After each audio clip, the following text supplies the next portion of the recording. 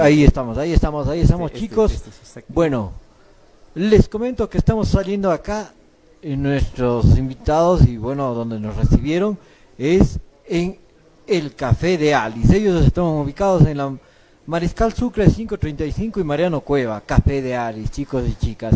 Estamos también siendo retransmitidos por la cadena aliada Chontacuro Corp, un canal donde puedes disfrutar de las noticias del Oriente.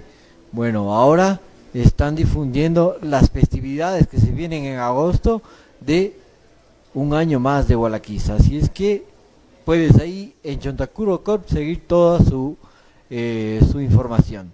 También estamos gracias a nuestros amigos de Es Viernes TV, canal cuencano y que también se proyecta a nivel nacional, donde puedes encontrar su contenido como el chefcito, su contenido cultural, noticias y muchas otras cosas más.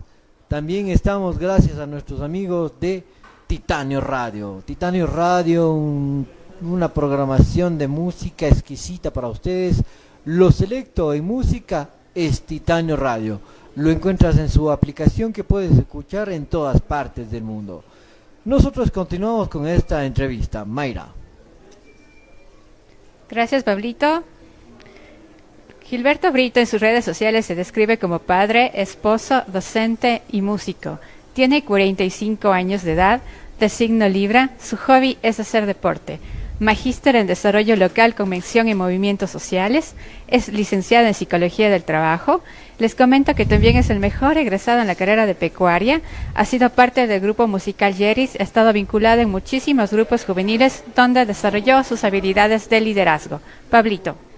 Así es, con ese fuerte aplauso recibimos acá en nuestro escenario ya a Gilberto Brito. Bienvenido, bravo.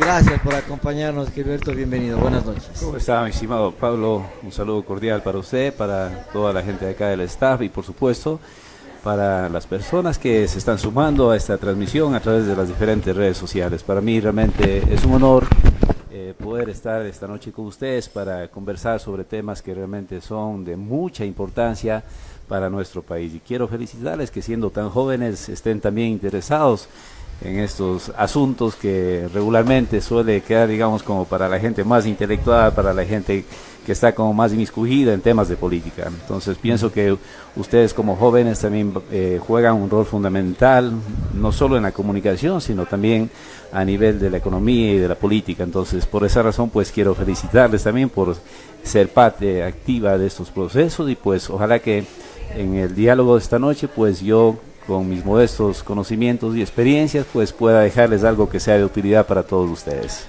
Bueno, realmente nosotros, como ustedes saben, amigos y amigas, damos a conocer diferentes tópicos, diferentes temáticas. Hoy estamos un poco hacia lo académico y también hacia el interés social, ¿no? Cuéntenos, Gilberto, ¿cómo ve usted en el estado actual los movimientos sociales que siempre han venido jugando un papel importante dentro de nuestro desarrollo? Así es, pienso que los movimientos sociales tienen un rol fundamental en el desarrollo político y social de todos los países, ¿no? En el caso pues de Ecuador tenemos movimientos sociales desde varias décadas que han marcado a través de sus agendas también un devenir histórico muy importante para nuestro país. Tal es el caso del movimiento indígena, un movimiento social que empieza, digamos, con sus primeros roles ya de peso alrededor de 1960 y eso fue prosperando para en el año o en la década más bien de 1990 constituirse realmente en el movimiento social más fuerte que ha tenido acá Ecuador, ¿no? Y por supuesto también un referente a nivel de América Latina. Nada más para denotar la importancia que ha tenido en nuestra historia reciente este movimiento social, el movimiento indígena, pues indicar que por ejemplo en la Constitución de 1979, por ejemplo, el Estado ecuatoriano se reconocía un país democrático de derechos, sin embargo todavía no estaba registrado que es un país pluricultural, multiétnico, lo que sí sucedió ya en la Constitución de 1998 y no sería pues en la del 2008 en donde se va ampliando inclusive más digamos, el espectro de esta dimensión multicultural, plurinacional, multiétnica de nuestro país. Entonces, realmente los movimientos sociales tienen un rol fundamental y es importante que en toda sociedad pues, existan también este tipo de organizaciones para poder hacer un contrapeso al poder central o al poder del gobierno, ¿no? Otros movimientos sociales muy importantes también en los últimos años han ido tomando protagonismo, es el movimiento feminista, por ejemplo, que está normalmente pues incluyendo en su agenda aspectos relacionados a la equidad de género, a la lucha contra la violencia, especialmente contra la mujer. En fin, pues son temas que en los últimos años han ido como que siendo más evidentes, ¿no? A nivel de nuestro país, y por supuesto esto también luego se ha ido incorporando ya a nivel local, es decir, ya no es un asunto del movimiento global, feminista, ¿no? Solamente, digamos, con el gobierno nacional, sino también esto se va viendo ya que este movimiento pues tiene mayor presencia a nivel de los diferentes cantones y provincias de nuestro país, ¿no? También hay que destacar el movimiento ecologista, es otro movimiento que en los últimos años, especialmente cuando el mundo empezó a tener ya un poco más de preocupación respecto a los problemas medioambientales, este movimiento pues ha venido jugando y sigue jugando un rol importante, y justamente ahora nosotros como país estamos pues aproximándonos ya a un momento electoral en donde se va a decidir algo fundamental, es respecto a si es que se explota o no se explota el petróleo que está en la zona del ITT, en el Parque Nacional Yasuní, ¿no? Entonces, este movimiento que también cada vez va ganando más adeptos, especialmente los jóvenes que tienen esta sensibilidad respecto al medio ambiente, respecto a la naturaleza, pues han ido también siendo parte ya de este movimiento social o de estos movimientos asociados al ecologismo, ¿no? Vale la pena también mencionar el movimiento estudiantil, que asimismo desde hace 5 décadas fuerte, ¿no? Ha tenido, digamos, una presencia significativa, y pues claro, su motivo, su bandera de lucha ha sido la defensa, especialmente de la educación pública, ¿no? Claro. Entonces, este es un movimiento también fundamental, claro, básicamente, digamos, es alimentado por las instituciones o por los gobiernos estudiantiles de los colegios públicos y también de las universidades públicas, aunque también en algunos momentos las directivas estudiantiles de instituciones particulares, ¿no? Han ido también, han jugado ese rol importante, ¿no? Sí, sí, por supuesto, y creo que eso está bien porque también es una expresión de la preocupación que tienen los jóvenes en cuestiones de educación pública, ¿no? De ahí también, por supuesto, tenemos a todos estos frentes y sindicatos, digamos, laborales o de trabajo, que también han sido, digamos, vitales en el contexto político, económico de nuestro país. Eso nada más como para mencionar algunos de los movimientos que acá en nuestro país pues han tenido como una mayor presencia y que, como digo, pues son importantes para fortalecer la democracia, más allá de los puntos de vista que a veces no siempre coinciden entre los diferentes actores políticos, económicos, sociales.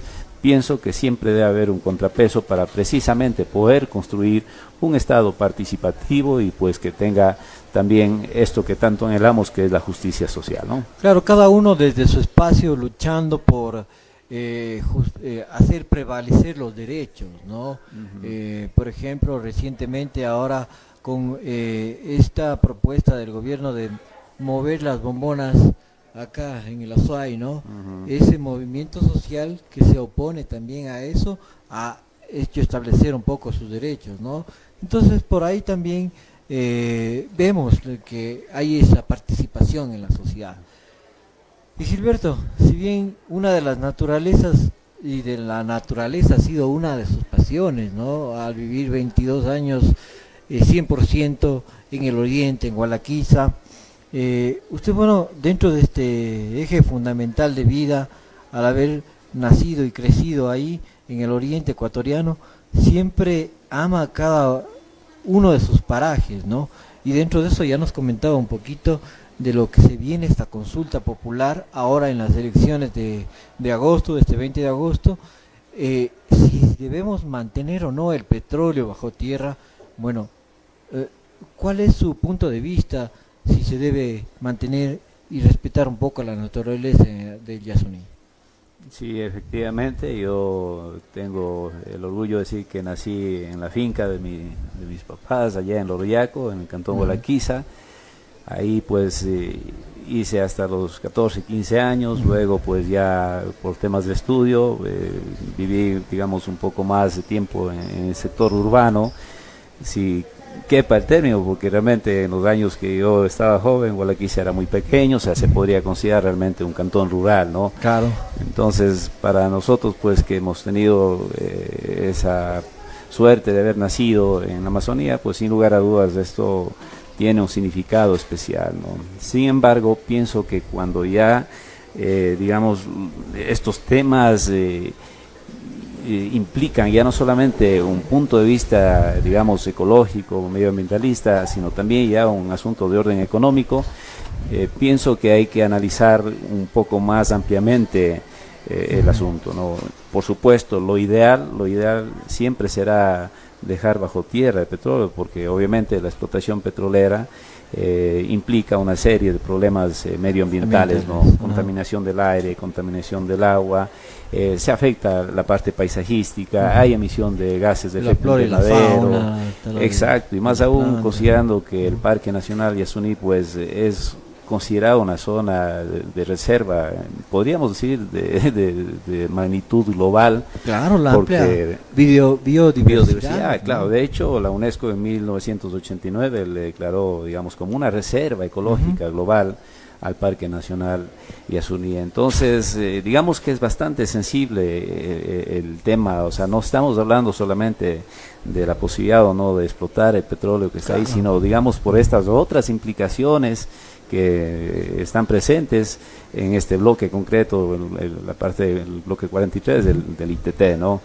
Entonces yo pienso que esto debe ser un motivo de debate nacional, porque no es solamente una cuestión, digamos, de querer o no querer dejar, sino también hay que considerar que el dejar estos recursos bajo tierra pues también tiene un efecto económico. Así es. Claro, insisto, tendríamos que tener mucha información, muchos datos para poder mesuradamente tomar una posición. Yo en este preciso momento, digamos, estoy analizando información no solamente de orden ambiental, sino también de orden económico para poder tener una apreciación un poco más integral de lo que implica este tema, ¿no? Pero por supuesto, o sea, a priori yo estoy en la posición de que si hubieran las condiciones, si pudiéramos como país resolver el tema económico de otra manera y dejar el Yasuní, el ITT intacto, bajo tierra, esa sería la mejor opción, honestamente. Por eso digo que sí es bueno que nos ampliemos, porque tampoco podemos ser tan sencillos. Si no, pues es que la explotación de esta zona implica para el Ecuador $1.000 millones, cual está en debate, porque hay economistas de lado y lado. Algunos estiman que definitivamente lo que se va a sacar, o sea, el beneficio económico no supera los $500 millones. Pero si es así, claro, o sea, ponemos bajo la relación costo-beneficio, pues sin lugar a dudas no es conveniente, ¿no? Más bien dejemos ahí, explotemos desde la parte del turismo, más bien todo lo que representa el Parque Nacional. Existen justamente esas aristas, ¿no? Que hay que llamar a ustedes, ciudadanos que están, digamos, con esa potestad de votar, ¿no? Que analicen, que es importante, analicen, investiguen, y pues lo hagan con esa conciencia de saber estas aristas que ya las ha mencionado Gilberto dentro del tema. Bueno, sabemos que usted es parte de un sistema Work the People, estoy bien, ¿no? Sí, Working with People, es una metodología de trabajo. Donde a la gente que se identifica con la gente, trabaja con la gente, digamos así es, ¿no? Y con ello se crece y se da un trabajo más horizontal, ¿no? Con la comunidad, de esa manera. Un poco si nos explica a la gente sobre este tema. Así es, bueno, yo estoy, digamos, involucrado en estos temas de desarrollo desde el año 2006 aproximadamente, claro, digamos con un poco más de énfasis en el ámbito de orden académico, ¿no? De ahí luego, pues ya en los últimos años, a partir del 2018, empecé a tener ya una presencia política partidista, justamente con el afán de proponer una gestión pública diferente. Esta metodología, Working the People, no es algo, digamos, nuevo, no es que estamos, claro, no, para nada, solamente es una experiencia que digamos, pudimos aprender y conocer un poco más en la Universidad Politécnica de Madrid. Ellos tienen un grupo de investigación que se llama GESPLAN, y la maestría que yo hice allá precisamente es parte de GESPLAN, y GESPLAN es parte de la ingeniería, digamos, agronómica de la Politécnica de Madrid. Entonces ellos tienen una metodología de trabajo de desarrollo rural bastante consolidado en Europa, y también ha hecho algunas intervenciones acá en América Latina. Concretamente hay una que es bastante icónica, que es con las mujeres aymaras en el Perú, en límite ya con Bolivia, cerca del lago Titicaca, ¿no? Entonces,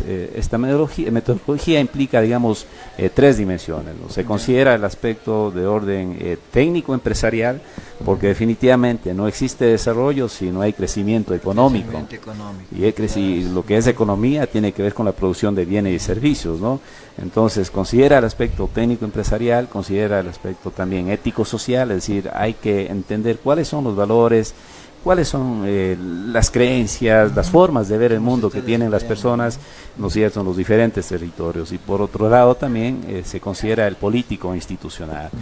Yo estoy haciendo una revisión de todo lo que se utiliza también acá en la gestión pública a nivel nacional, y digamos que hay bastante coincidencia con lo que, por ejemplo, la Secretaría Planifica Ecuador, antes de la SEMPLA, Secretaría Nacional de Planificación, va estableciendo, digamos, como líneas metodológicas, por ejemplo, para elaborar los planes de ordenamiento territorial, sea a nivel provincial, cantonal o parroquial. Entonces, por ejemplo, en estas metodologías, para efectos de planificación pública en nuestro país, tenemos como referencia 5 componentes, ¿no? Por ejemplo, el componente biofísico, es decir, tenemos que entender mejor cómo naturalmente están configurados nuestros territorios, ¿no es cierto? La situación, por ejemplo, acá de Cuenca, de la SUAY, por la geografía y por otros factores medioambientales, obviamente son distintos a los que tenemos en la costa, a los que tenemos en la Amazonía y la región insular.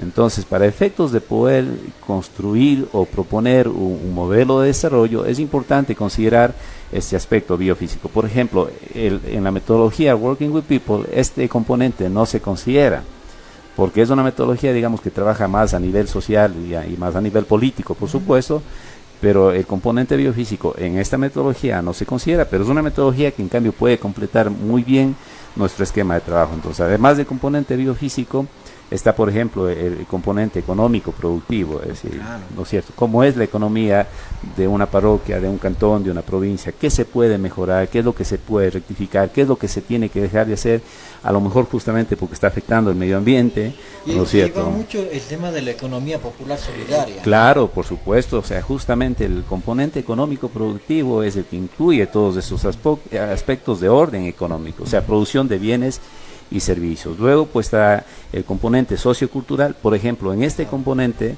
desde mi punto de vista, es en donde mayor digamos, esfuerzos tenemos que hacer. ¿Por qué razón? Porque aquí está presente, digamos, el alma del desarrollo, que es la gente, la capacidad de establecer relaciones de largo plazo, la capacidad de hacer que la gente participe, por ejemplo, en la toma de decisiones de cuestiones que son importantes para una localidad, bajo los preceptos, obviamente, de la democracia. Es más, en nuestro país la participación ciudadana está definida en la Constitución y tenemos inclusive una ley orgánica que habla de la participación ciudadana. Entonces aquí, por ejemplo, el aspecto ético-social de la metodología Working with People complementa de maravilla, ¿no? De ahí pues tenemos también el componente de asentamientos humanos, que implica la movilidad, la energía, las telecomunicaciones, es decir, cómo está distribuida la población, por ejemplo, en cada una de nuestras jurisdicciones. Lo tenemos a nivel parroquial, a nivel cantonal, provincial, en dónde están esos complementos que son importantes para poder hacer desarrollo entre un territorio y otro territorio. En fin, digamos, son aspectos ya de orden técnico, pero que para la planificación es muy importante considerarlos, ¿no?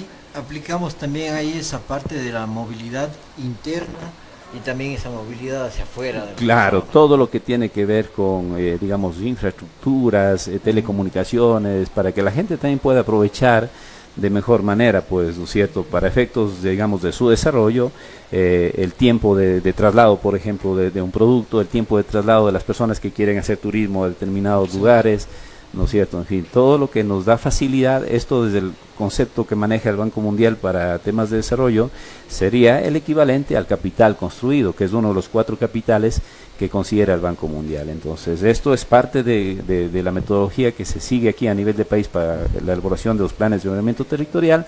Y finalmente también tenemos el político institucional, que por ejemplo con Working with People empata plenamente porque se habla del aspecto político institucional. Es decir, por ejemplo, ahí analizamos la presencia de los diferentes niveles de gobierno en territorio. Entonces vamos a suponer un municipio tiene política social, pero esta política social también está compartida por el Ministerio de Inclusión Económica y Social, que es un ministerio del gobierno.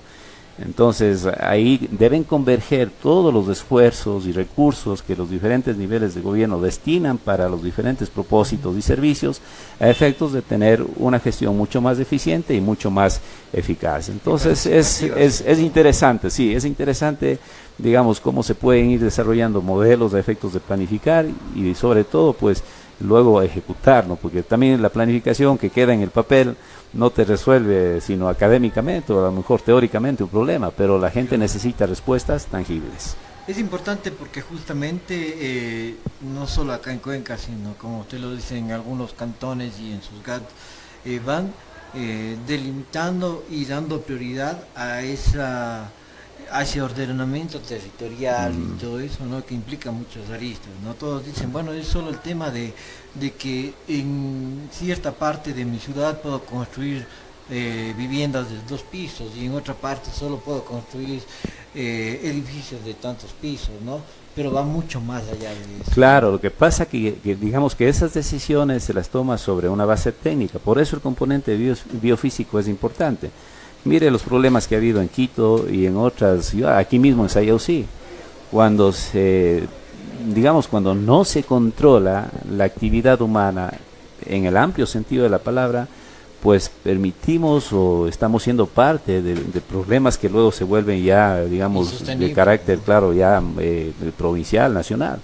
O sea, lo que tenemos de allá en Saruma, en fin, o sea, hay una serie de situaciones que están implicadas en el ordenamiento territorial. Pero aquí es importante, Pablo, mencionar lo siguiente: nosotros como país tenemos que mejorar mucho nuestro esquema cultural, nuestra mentalidad, porque todavía no estamos, digamos, como muy dispuestos a cumplir la ley. A veces la viveza criolla, ¿no es cierto?, que es parte, lamentablemente, de nuestra historia cultural. Como dicen, idiosincrasia de la gente. Exacto, eso es difícil cambiar y las cosas no cambian por decreto. Si nosotros analizamos nuestra historia nacional, prácticamente ya tenemos 20 constituciones en menos de 200 años de república. Entonces no es un asunto de constituciones, es un asunto de tener valores compartidos, y eso, por ejemplo, en Working with People se trabaja, valores compartidos, una buena comunicación. Por supuesto, también hay otros problemas que hay que resolver, ¿no? Porque cuando lo técnico se mezcla con lo político, suceden cosas extrañas. Es decir, resulta que legalmente tú no puedes hacer cierta situación, pero la corrupción te permite. O te solapa, o es cómplice. Y después nos hacemos los que no sabemos. Exacto, y esto, por ejemplo, es fundamental cuando se tocan los temas de planificación pública, ¿no? Entonces hay que trabajar siempre el aspecto político, técnico, el aspecto social, cultural. Por eso decía que el componente sociocultural es en donde mayor énfasis y cuidado debemos tener en estos asuntos de orden público, ¿no? Es importante porque también Gilberto está dentro, inmerso en la academia, y la academia es uno de los pilares fundamentales para este desarrollo local. Antes de continuar con la entrevista, quiero invitarles, amigos y amigas, a que disfruten de este lindo lugar en el que hoy estamos acá. Es el Café de Alice. Nada más los mejores sándwiches, desayunos y productos tradicionales los encuentras aquí en el Café de Alice. Ellos están acá en la Mariscal Sucre 535 y Mariano Cueva. Bueno, tienes gran variedad en su menú. Ellos abren desde las 7:30 de la mañana hasta las 21 horas, donde puedes disfrutar de toda la variedad que tienen acá. Les comentaba a nuestros amigos que nos miraban y nos escuchan que Gilberto también está inmerso dentro de la parte académica. Algo bonito, lindo, enseñar a aquellos futuros profesionales que nos van a servir a nuestra sociedad. Y algo también importante que está dentro de la parte académica es la investigación, ¿no? Y que esto aporta ese desarrollo social que lo veníamos haciendo, ¿no? Así es. Y dentro de eso,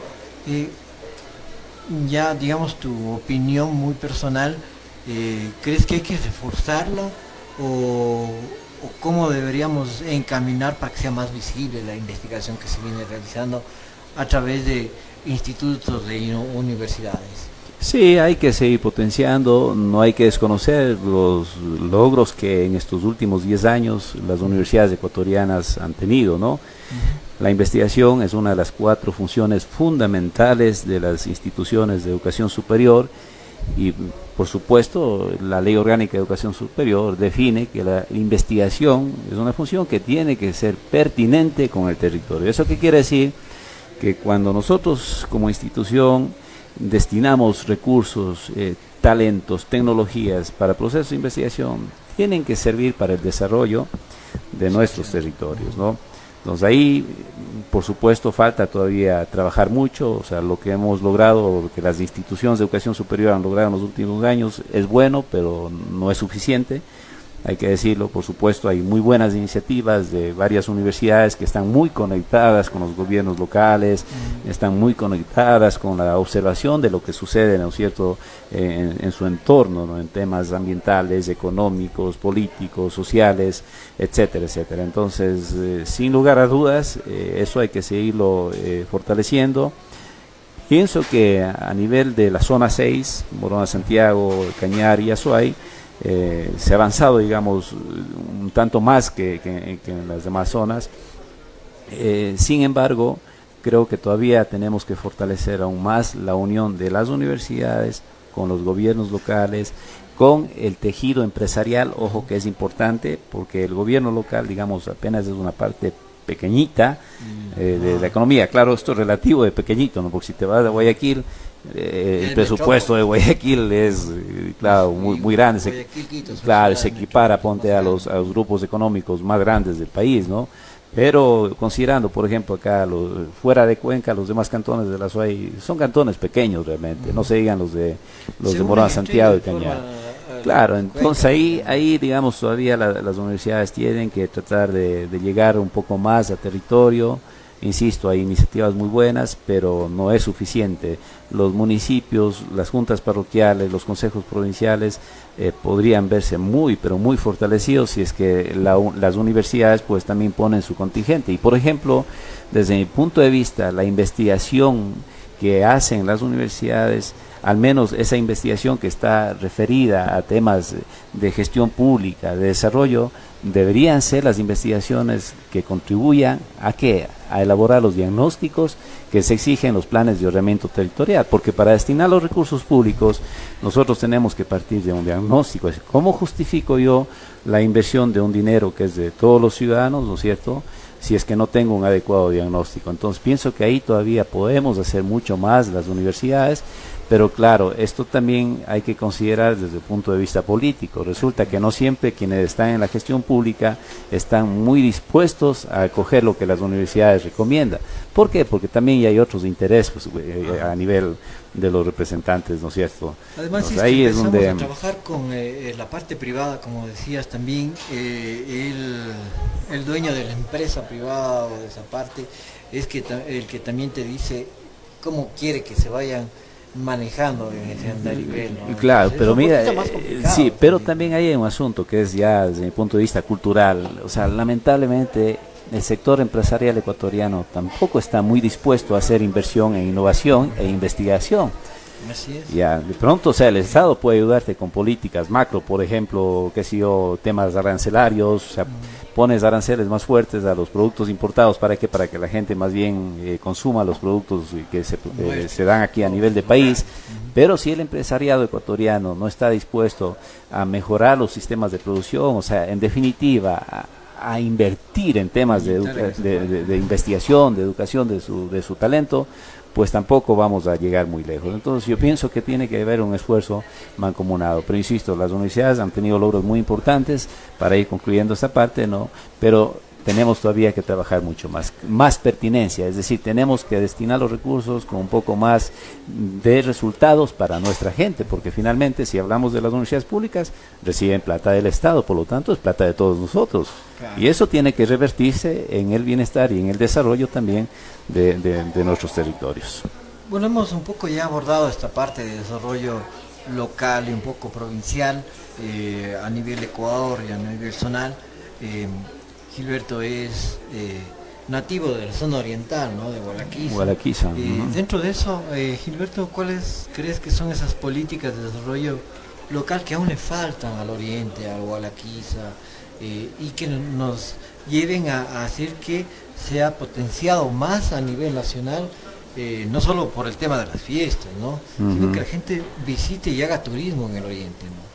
Así es. Bueno, yo quiero empezar comentando que la provincia de Morona Santiago es una provincia de las más pobres del país.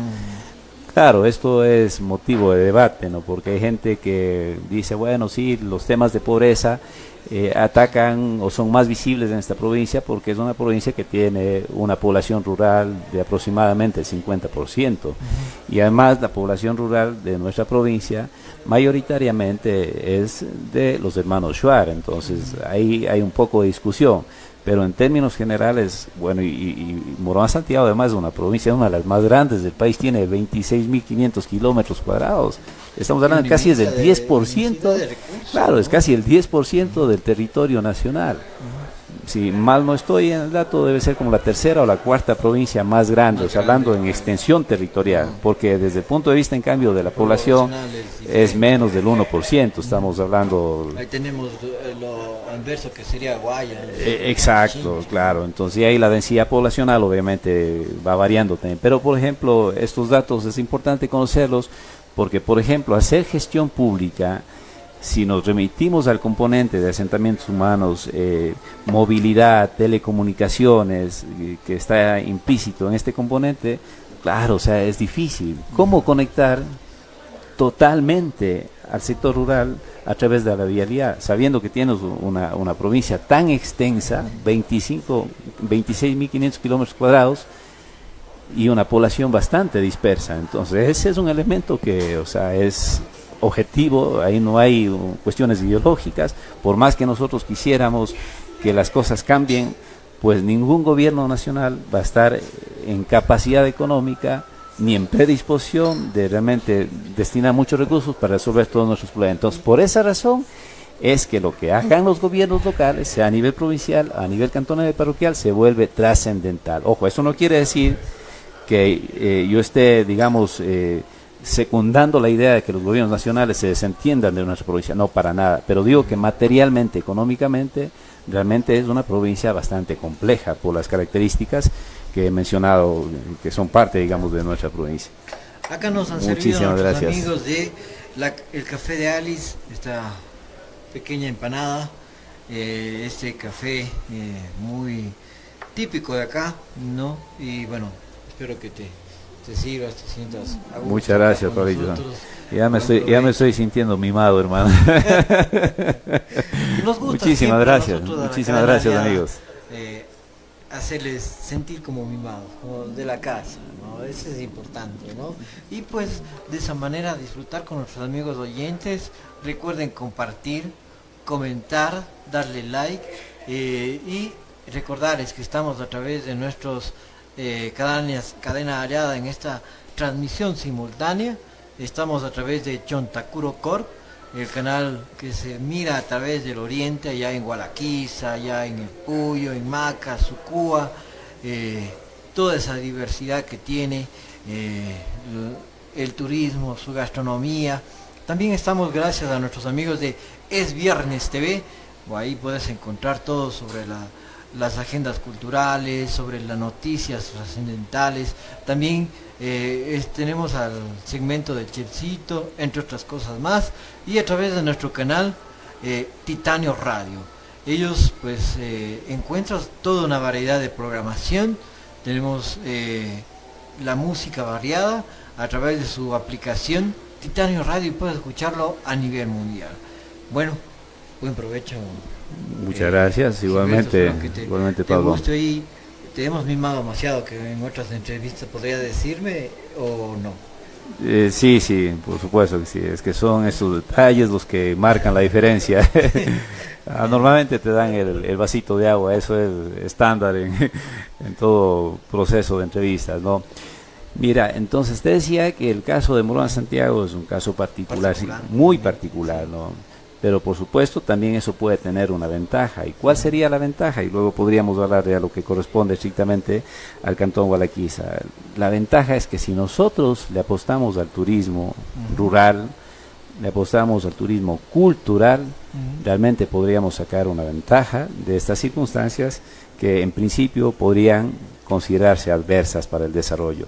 Pero no, la creatividad humana y la voluntad humana siempre han sido grandes, inmensas, pero necesita que alguien las conduzca, necesitan liderazgos, las personas necesitan orientación, necesitan instituciones que planifiquen mejor y por supuesto instituciones que siempre le estén apostando a este tipo de alternativas en economía. Pero esto es conocimiento, no es solamente buena voluntad, Pablo, es conocimiento. Inclusive dicen que las necesidades nos obligan a ir creciendo, por ejemplo en caminos, ¿no? Es que necesitamos explotar algún territorio, las mineras, por ejemplo, ¿no? Claro, ese es un problema, especialmente. Un camino de primera para que puedan ir por allá. Entonces, ahí sí ponemos los caminos que nos llevan desde la capital hacia el oriente o desde la SUAY y todo eso. Entonces, mejoramos los caminos. Entonces, hay esas adversidades también ahí, ¿no? Por supuesto, pero bueno, la gente de Gualaquiza siempre se ha caracterizado por, digamos, sortear las adversidades. Si uno se pone a pensar las condiciones en las que la gente que viajó desde la SUAY, especialmente del Sisi, ¿no es cierto?, de acá también, de la zona de Nabón, cuando no había, por ejemplo, una vía carrozable, o sea, iban en asémilas o iban, como se decía vulgarmente, a pata, caminando 3, 4 días. O sea, y mira, y a pesar de eso, la gente nunca desistió de hacerle crecer a Gualaquiza, y no solamente Gualaquiza, sino también otros cantones de Morona Santiago y en general de la Amazonía, ¿no? Entonces, pienso que, o sea, mucho depende también de que los gobiernos locales animen a la gente, den una buena guía, hagan una buena planificación, y como dijimos al inicio, o sea, que la planificación sea participativa. O sea, hay que, por ejemplo, mirar qué tipo de ordenanzas tenemos a nivel local en los diferentes ámbitos. Pero todavía seguimos adoleciendo del problema de la participación ciudadana real. La decisión se la toma en un consejo. Hay municipios que han tenido muy buenas iniciativas para propiciar, para motivar, para reconocer y estimular la participación ciudadana. Pero hay otros que todavía realmente les falta, porque, o sea, la participación ciudadana es una cultura. Te he dicho que está en la Constitución, se habla de la participación un montón de veces, de hecho todo gira en torno a la planificación. Que va al Consejo de Participación Ciudadana, no, lo que pasa es que la quinta función, pues también es una novedad en nuestra Constitución de 2008, ¿no? Normalmente las constituciones de los estados modernos establecen 3 funciones, la legislativa, la judicial y la ejecutiva, pero en 2008, en el caso ecuatoriano, se agrega la función electoral y la de participación ciudadana y control social, que dicho sea de paso, es una función que en la misma Constitución establece, estaba llamada a controlar, a erradicar la corrupción. Pero como no es un asunto de leyes, de instituciones, sino de mentalidad, resulta que tienes 2 funciones más con los mismos problemas que tuvieron las 3 tradicionales, porque todavía no hemos madurado políticamente. Entonces, la participación ciudadana, cuando se politiza, es más, se partidiza, pierde su esencia, y nosotros tenemos que trabajar mucho para desarrollar una cultura de participación. Este es un término grande. Cuando hablo de cultura de participación, hablo de que la gente se siente parte de forma natural, por ejemplo. Claro, se empodera. Decía Freire en los años 60, cuando se discutía desde la perspectiva de la psicología comunitaria, justamente cómo resolvemos nuestros problemas de pobreza, de desigualdad, de injusticia social y otros males que todavía tenemos que seguirlos trabajando acá. Pues él decía sencillo, primero la conciencia crítica, o sea, si tú como ciudadano no eres consciente de los problemas que tienes en tu país, en tu provincia, en tu cantón, en tu parroquia, pues va a ser difícil que seas parte de un compromiso. O sea, ¿cómo te comprometes con algo que no conoces? Mira, Monseñor Leónidas Proaño, por ejemplo, trabajó con esa metodología y él hablaba de la sensibilización como el primer paso. Esto tiene mucha conexión con lo de Freire, que es la conciencia crítica. Después de la conciencia crítica, siguiendo a este autor, obviamente hay que valerse de forma, digamos, global de lo que tenemos como insumos teóricos, pues él decía el empoderamiento. El rato que la gente se empodera de lo público, olvídate, ya no va a haber lo que tenemos ahora, políticas de gobierno y no de Estado. Por eso, mira, es tan recurrente nuestros problemas culturales que, termina, además de, digamos, dañando instituciones con costos extremadamente altos. Por ejemplo, te doy el caso, cambia un gobierno, y eso pasa lo mismo con el nacional y los locales.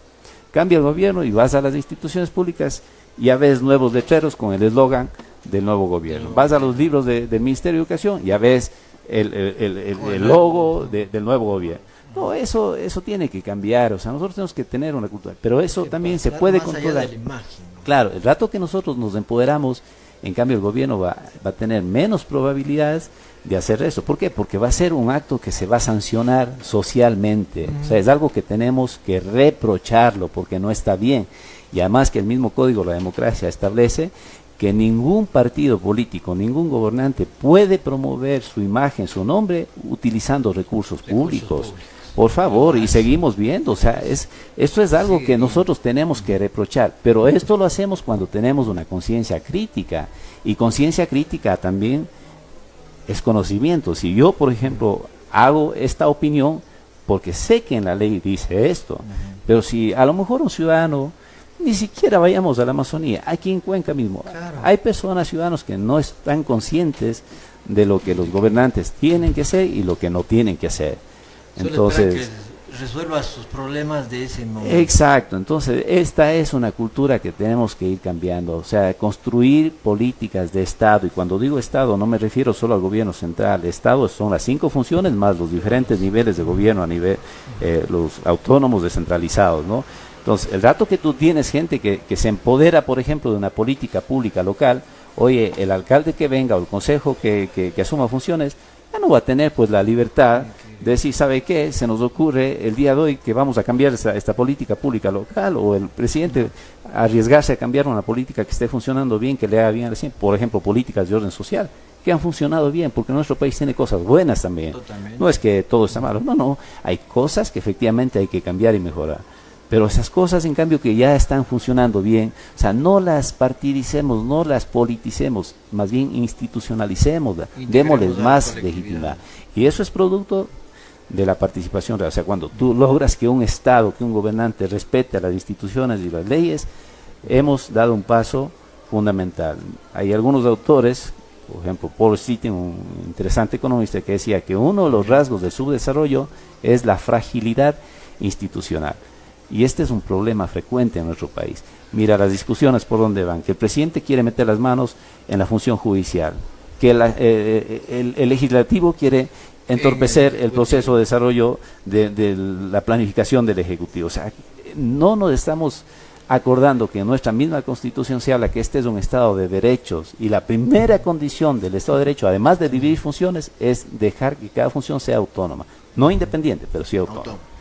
Así es. En esta parte final, ya para ir concluyendo esta entrevista, Gilberto, sí, mandas una invitación a que la gente ahora en este próximo mes de agosto vayan a Gualaquiza y disfruten no solo de sus fiestas, de sus parajes, de su turismo y de su gastronomía. Sí, claro, para mí siempre va a ser motivo de sano orgullo decir que soy de Gualaquiza, y por supuesto hacerles una cordial invitación a todos quienes nos están mirando y escuchando esta noche para que se den cita a nuestras festividades. La semana anterior, me parece que fue, el municipio de Gualaquiza organizó un evento de lanzamiento acá en Cuenca, lanzamiento de las fiestas. Me parece interesante. Ojo, yo también soy un actor político, además de académico y ciudadano, pero creo que las cosas que están bien hay que reconocerlas. Yo no pude irme por cuestiones de trabajo, si no hubiera estado presente ese día. Pero, por ejemplo, esto me parece interesante porque son iniciativas que suman, que difunden nuestra riqueza cultural, natural, esta posibilidad de reconocer a Gualaquiza como tu nuevo destino me parece interesante. Claro, todavía hay que trabajar mucho porque el turismo no solamente decir, oiga, tenemos acá la Chorrera, tenemos las cuevas de la Dolosa, o tenemos acá Compembrisa, o tenemos, qué sé yo, otro recurso natural por ahí, o otro paisaje, no. La gente que está, digamos, inmersas en actividades de turismo tiene que seguir mejorando el servicio. Por ejemplo, algo que creo importante, no solo en Gualaquiza, si esto ya hablo a nivel de país, es la calidad del servicio y la atención. Mira, a veces el turista se mueve por la experiencia. Ajá. O sea, no es que porque el hotel sea bonito, porque el restaurante tenga, oye, unos acabados de lujo, no, es la experiencia, ojo. Claro que el aspecto físico es parte de la experiencia, pero lo que te queda a ti de por vida, ¿qué es? ¿Cómo te atendieron? Exacto. Sencillo. Y en Gualaquiza, por ejemplo, yo veo que han hecho esfuerzos muy importantes y realmente se va notando cada vez más esa hospitalidad que se aprovecha ya con fines comerciales, porque la gente siempre ha sido hospitalaria, no solo en Gualaquiza, en todo el país tenemos gente súper chévere, nuestro país mega diverso desde todo punto de vista, pues también tiene estas bondades, ¿no? Lo que pasa es que cuando ya hablamos de turismo como una actividad comercial, empresarial, pues tenemos que hacer que esta hospitalidad se traduzca ya en una experiencia muy concreta para el visitante, y de esa forma tú vas a lograr de que hoy el próximo agosto chuta, quiero regresarme a Gualaquiza o sea, y no es que solo quiero irme a Gualaquiza, sino quiero irme a ese mismo hotel porque ahí me trataron súper chévere. Que no venga solo él, sino él divulga. Vas llevando más gente. Más personas. Claro, ¿no? Y por supuesto, por ejemplo, yo he tenido la oportunidad de hacer algunas iniciativas. Yo estoy ya trabajando en la Universidad Politécnica Salesiana casi 20 años. Y en el año 2011, 2012, si mal no recuerdo, hicimos un evento de carácter nacional allá en Gualaquiza. Reunimos alrededor de 700 jóvenes de Quito, Cuenca y Guayaquil durante 3 días y propusimos el turismo ecológico. Mira, más o menos se inyectó alrededor de $30,000. Claro, es por el volumen de gente, estamos hablando de 700 almas. Claro, la capacidad hotelera de Gualaquiza no está todavía para, claro, para sí. Entonces ahí, por ejemplo, les emplazamos en la comunidad de Bomboiza, en la comunidad salesiana. Y mira, son experiencias. Ahora también, por ejemplo, aquí a nivel de Cuenca tenemos que los gualaquicenses reorganizarnos. Yo fui presidente de la colonia de gualaquicenses residentes en Cuenca entre el año 2009 y el 2011. Y en ese tiempo, bueno, inclusive hicimos una revista interesante en donde, por ejemplo, mediante una investigación de un mes más o menos, se determinó que aquí éramos alrededor de 600 gualaquicenses.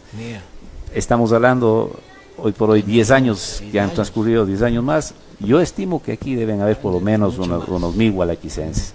Entonces, si nosotros como gualaquicenses nos organizáramos mejor acá, podríamos ser los mismos embajadores para promover el turismo de nuestro cantón. Y de hecho, o sea, yo les invito y aprovecho este espacio, este medio, para todos los gualaquicenses residentes en Cuenca o los amigos que estén en Gualaquiza y que tengan parientes acá en Cuenca, o sea, les invito a que nos reorganicemos. Hicimos hace 3 semanas, acá, gracias a la gestión de Carlos Capio, un amigo entrañable, también es gualaquicense, residente en Cuenca. Su mamá nació allá, él nació acá, pero su madrecita es de Gualaquiza, ¿no? Entonces él lideró ese proceso y nos reunimos alrededor de unas 60 personas en la hacienda de Franco Torres Orellana, ¿no?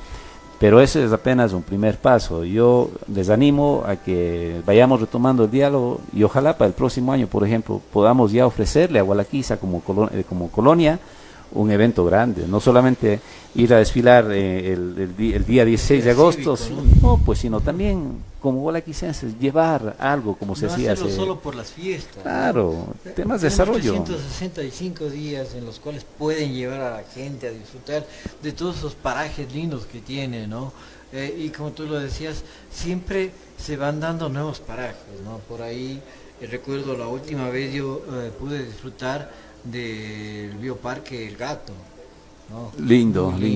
Huguito Samaniego es el propietario. Se puede ver ahí toda Gualaquiza en ese, claro, el mirador, ese o sea, mirador la parte que tiene. Muy bonito. Hay esas cositas que tal vez no se lo promulgan porque tal vez no se inyecta esa parte económica que a veces se necesita. Claro, es que eso, ya para terminar, justamente hablando de la parte ya, digamos, más local. O sea, pienso que los diferentes actores que están, no solamente en el turismo, sino en todas las ramas económicas, O sea, deben juntarse y deben trabajar de la mano con el municipio, ¿no? Entonces no se trata, o sea, quién empieza primero. Yo pienso que debe haber una conciencia colectiva, oye, de que si caminamos juntos podemos llegar más lejos. Así es. ¿No es cierto? Entonces, este trabajo de mancomunar los esfuerzos del municipio, de las diferentes juntas parroquiales, de los diferentes actores de la economía, las diferentes organizaciones sociales, pues es lo que nos está haciendo falta. Entonces, yo pienso que ahí está la clave, porque, digamos, hay iniciativas muy interesantes, pero que todavía no han trascendido a nivel nacional. O sea, por ejemplo, si hablamos de turismo a nivel nacional, ¿qué se te viene a la mente a ti, primerito? ¿Dónde, o sea, lo primero que se te viene? En las playas, ¿no? En las playas. Piensa tal vez ir hacia el norte, digamos, ¿no? Vas al Puyo, la zona de baños, por ejemplo, que es, digamos, lo que se ha ido como socializando mucho más. Claro, tienen mucho más años de presencia, ¿no? Pero hoy por hoy, habiendo redes sociales, estrategias comunicativas mucho más efectivas, tenemos inclusive ya inteligencia artificial que puedes incorporar tú a los mecanismos de marketing digital. Oye, puedes acelerar las cosas en el tiempo. Entonces quizás, digamos, de un año, 2 años, Gualaquiza puede ser ya un destino turístico preferido por la gente del Austro. Mira, aquí en Cuenca me parece que hay alrededor de unos 6.000 norteamericanos jubilados que ya no tienen a dónde más ir aquí, porque ya se han ido, ¿no es cierto?, a Girón, ya se han ido al Caja, se han ido a Ingapirca, se han ido a Turi, por ahí algún otro sector aquí, pero ¿qué más? Y no Entonces, ahí está nuestro mercado. Exacto. 3 horas diciendo que mucho. Ponle 3 horas y media. Claro que ahí el punto álgido es la vía, la conexión. O sea, si vas por decir, si realmente son 180 kilómetros desde Cuenca a Gualaquiza, son 180 kilómetros. Pero las condiciones de la vía, que tienen más de 30 puntos críticos, son las que no nos permiten llegar en un menor tiempo. Ojalá que lleguemos a un acuerdo con el gobierno nacional, porque realmente la Amazonía necesita y necesita mucho. Si es que nos ayudasen con una buena vía, créeme que la gente de allá va a prosperar, porque es gente que se esfuerza, es gente que hace siempre lo mejor que puede para salir adelante. Así es, amigos y amigas, ya hemos llegado al final de esta programación. Agradecer a la cadena aliada. Hoy hemos hecho una transmisión simultánea a través de Chontacuro Corp, Es Viernes TV y Titanio Radio. Agradecer a quienes hoy nos recibieron en la casa Café de Alice. Ellos están ubicados en la Mariscal Sucre 535 y Mariano Cueva. Abren su local desde las 7:30 am hasta las 21 horas y pues pueden disfrutar de variedad de productos, sándwiches, desayunos, entre otras cosas más en su menú, en su carta. Invitarles a que vengan acá a disfrutar en familia, amigos, entre pareja, y pues agradecer a Gilberto que hoy aceptó estar con nosotros acá en este programa de un viernes más. Es viernes y ellos lo saben, dice, ¿no? Claro. Y yo me quiero despedir con esta parte final. Lo uno, llamarles a todos ustedes a la conciencia, ¿sí? No compres, adopta. Hay tantos peluditos, gatitos y perritos que están en sus refugios queriendo un hogar, y es por eso que nosotros les invitamos a ustedes a que en vez de comprar, adopta a uno de ellos y darles un hogar, y bueno, con las responsabilidades que eso se tiene. Y lo segundo, me voy a quedar con una frase que me gustó muchísimo: unidos llegamos más lejos, ¿sí? Me despido con eso, amigos, y nos vemos el próximo viernes. Agradecer allá en producción a nuestro querido amigo Felipe Quinde y a Mayra Carchi, que ha estado con nosotros a través de esta gran cadena aliada. Nos vemos. Chau, chau, chau, chau, chau, chau, chau, chau, chau.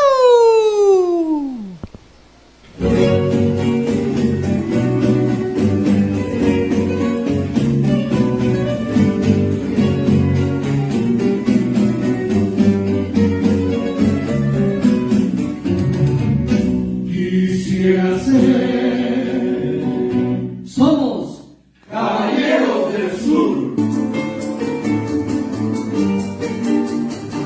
¿Quién será la que me quiere?